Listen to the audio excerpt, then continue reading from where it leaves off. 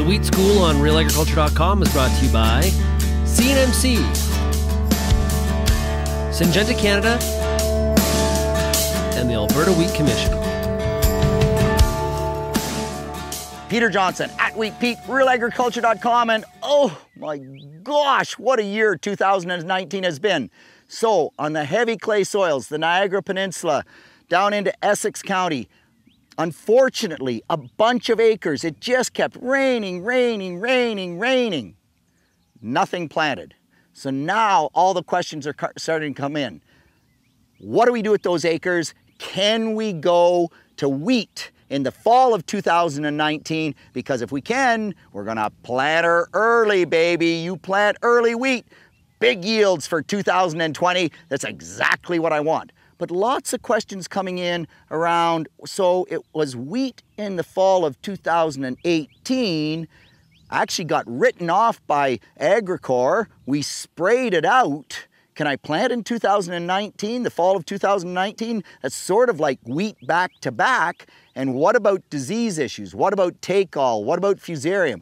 And as well, we have corn stalks. Corn stalks where nothing got planted, and growers saying, is that corn residue, if I plant wheat this fall, is that corn residue going to sneak up and put fusarium into my wheat crop? So first off, the answer is let me repeat that, every unseeded acre is eligible for wheat. I simply don't care. The potential of high yield and awesome wheat in 2020 trumps everything else. So we're going to line up to do that. If you have corn stalks, well, wait a minute. I'm standing in corn stalks that we planted soybeans into, and we know that if we plant the soybeans, the risk of fusarium is pretty low.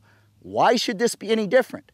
And the answer is, it's really not. The one thing you do want to do is you want to make sure you get these corn stalks, get them pushed down so that they're in contact with the soil.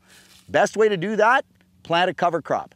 Plant some oats. Oats and wheat are quite different from a species standpoint. Oh, you want to throw some peas in, some radish in, I don't care.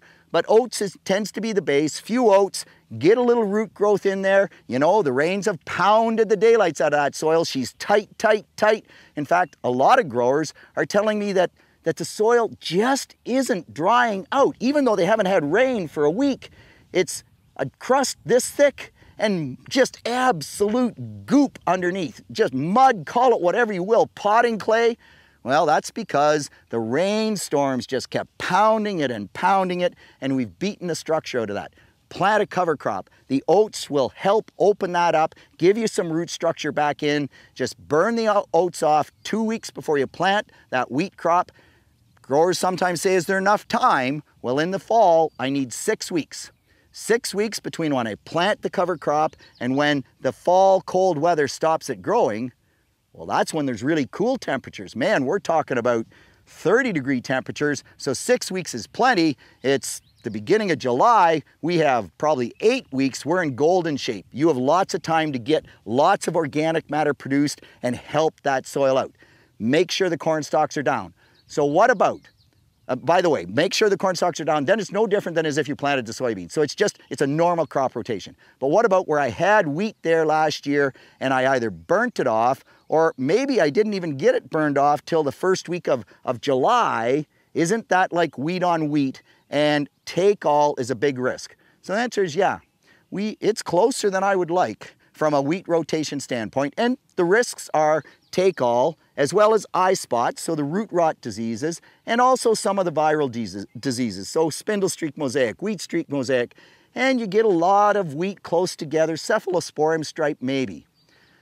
But I still think that the potential of high yield wheat planted early trumps those diseases. So then the question becomes, what management this fall so that I don't get into those issues?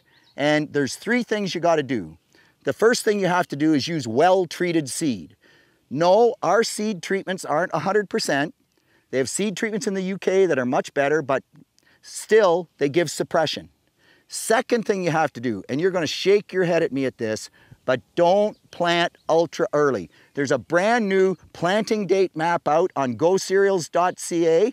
Joanna Fallings, the cereal specialist with Weather Innovations, put that together. Look at that. Try not to go earlier than the optimum date, and certainly not earlier than 2 weeks before the optimum date, because take-all infects in the fall. You get a lot of root mass there in the fall, and you get wet weather, you're just setting yourself up for that take-all problem. Last, if you can, a little bit of muriate of potash, potassium chloride, 0060. I'd like 50 pounds of product, 30 pounds actual. It's not for the potash, it's the chloride.